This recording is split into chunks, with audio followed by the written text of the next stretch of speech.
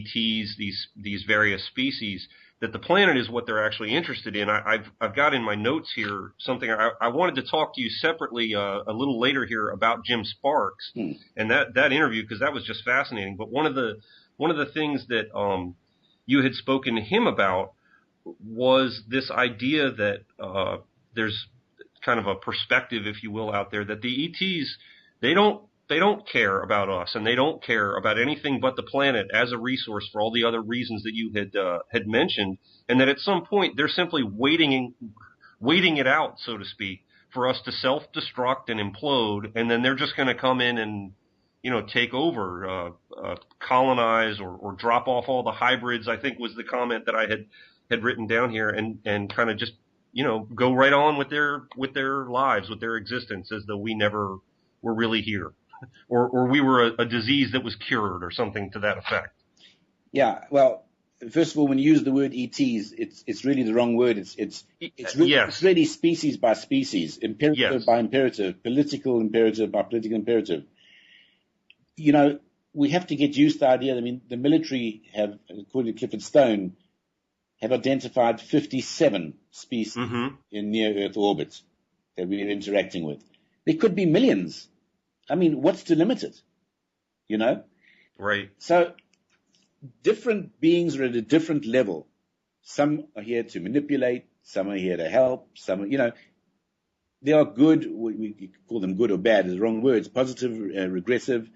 You can't tie one particular group down, to having the same policy as all the other groups.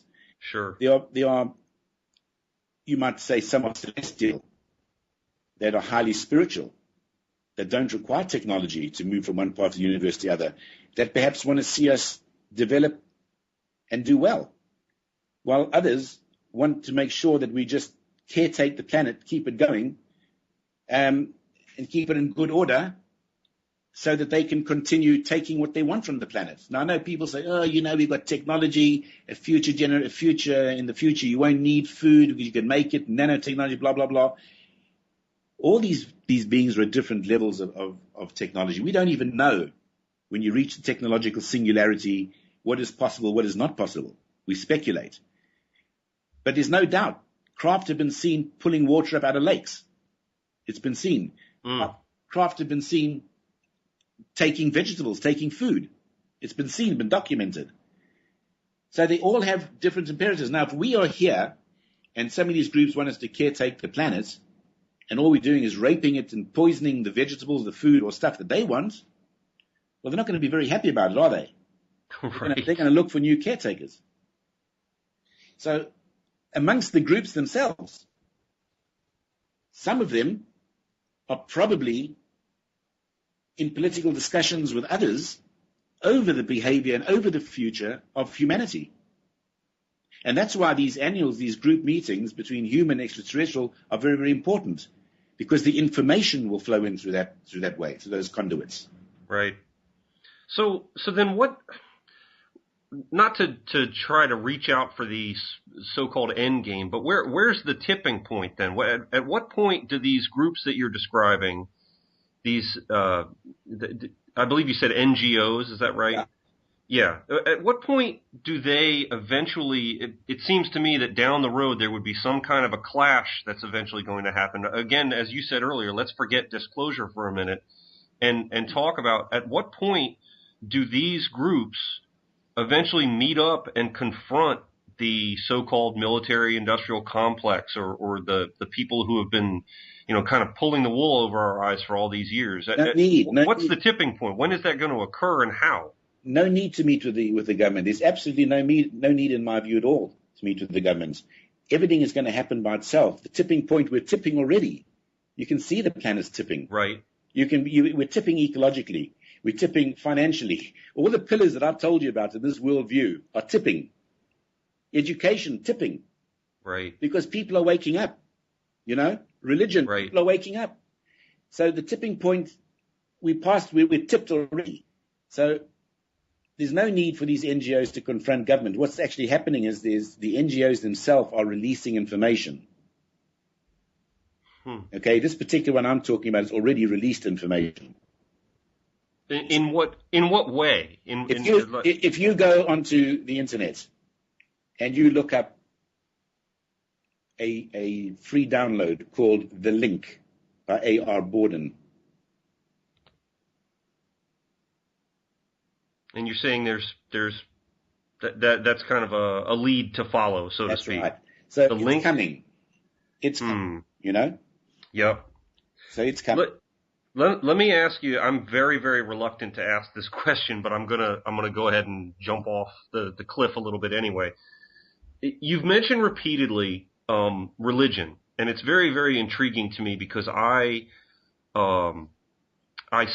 study and try to understand through a religious perspective many of these issues. In fact, that's almost what brought me into this arena, was trying to look into religion and realizing how many of the signs pointed in the direction of this, of this exopolitics arena. And that was sort of how I arrived at it. And you mentioned also earlier the Anunnaki, for example. When you look at religion from this different perspective, religion itself starts to take on a whole different appearance, a whole different meaning.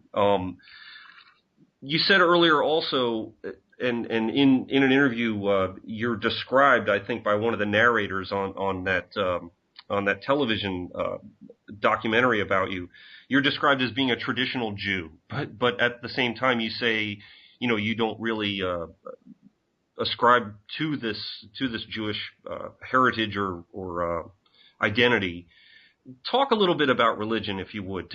Explain why you keep making these remarks over and over that religion is just yet another one of these layers where it's an institutionalized way of preying on people's fear, of sort of, brainwashing us, instead of it being maybe something more real, something people should be latching onto and understanding. Well, the stories in the Bible, first of all, the Bible is extremely violent. I find it extremely violent when I read it, Sure. But of course, in New Testament, Old Testament, some of the stories are very beautiful and peaceful. And you can hold on to them, you can cling on to them, and you can see the spiritual significance of the stuff in these religious books. But I can never get away from the fact that when I was at school, we were forced to go into the assembly in the morning. We were forced to pray. We were forced to attend all the ceremonies. We were forced to do, out of fear, I say forced out of fear, go to the religious festivals and fast and don't eat the whole day and observe the Sabbath and observe this. It just didn't fit. It didn't fit my template. And then when you start to look at the ridiculous rituals that these religious leaders, who are the ones selling the religion, controlling the religion, the funny clothes they wear, the funny paraphernalia they use in their rituals, almost to transfix you and make you believe that this thing is very, very serious. And then what do you finally see in the paper? You find that a lot of these guys are abusing young boys. Right. And then you think, well, what's this? What the hell is this? And then you see, when you look at the state of the world, the fighting and the killing, what is the bottom line? What is causing it? You see Muslim fundamentalists, majority of Muslims, great guys. I've always had fantastic times when I was in Egypt, when I'm in Thailand, with Muslim people. They don't behave like these fundamentalists that go blowing up people. And then you go and you see the Arab situation, the Israeli situation. And then you go and you see, stuff in Afghanistan, and you go in almost every country in the world. Right? You see a problem. It all comes down to religion, and it comes down to how it's very conveniently matched. The military-industrial complex takes care of these problems and sells arms and makes money out of them. So what do you expect me to think about religion? Right. I don't think it's hard to argue against those points, and that's something that I've come back to time and time again. I completely agree with you. The shortcut is then people turn around who are listening and say, well, what does he think? Does he not believe in God? Well, when you start to package God like a human, and this is always when I have arguments with people here, they immediately turn to God and they package it like a human. I say to them, look, for me, I'm spiritual. I'm one-on-one with the creation. I said, you're religious. You're 1 on 10 million, you know? You're 1 on 10 million. A group thing. I said, no, me, I'm 1 on 1 with the creation. I admire the creation.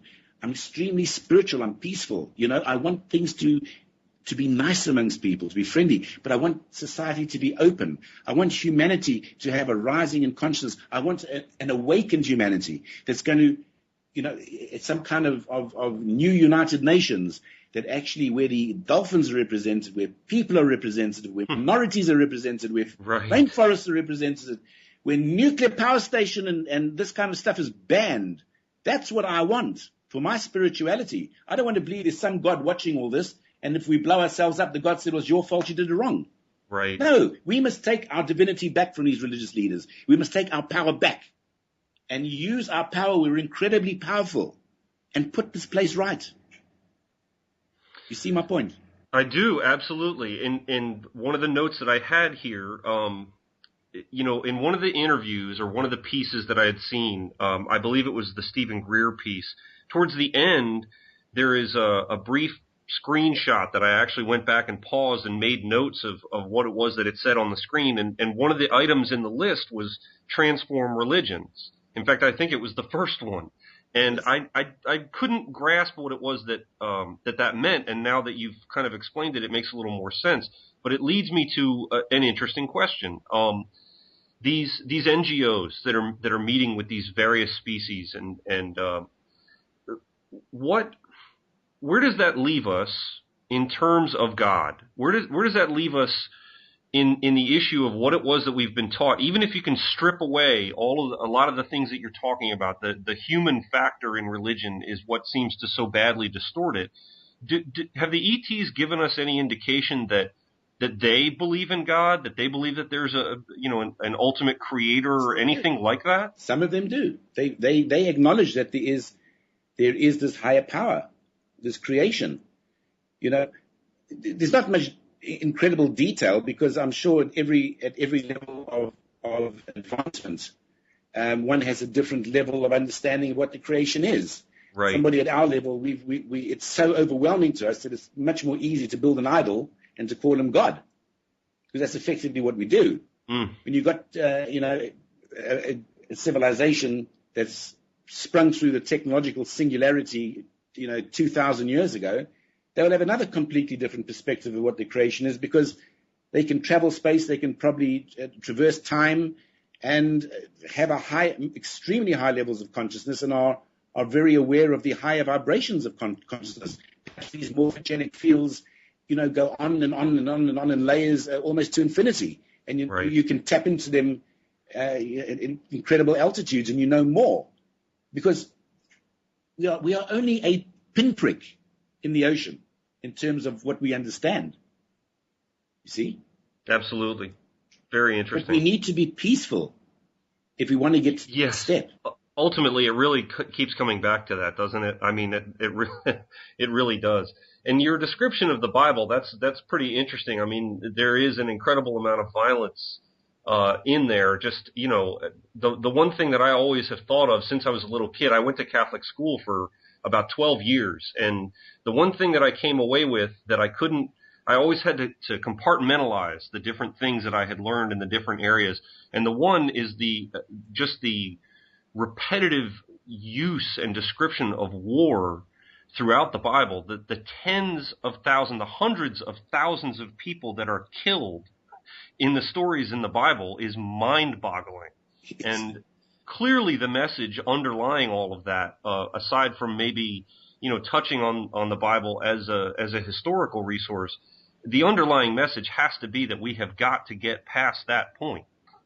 That war, in and of itself, has just got to somehow be eradicated from our existence, from the way that we operate. Don't forget, Mike, that some of those wars were extraterrestrially inspired. Yes.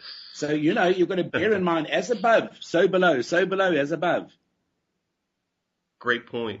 That's a great point. Yeah, a lot of the reading I've done, that has really come to light, the idea that these gods, as they're described, were involved in and even orchestrating some of these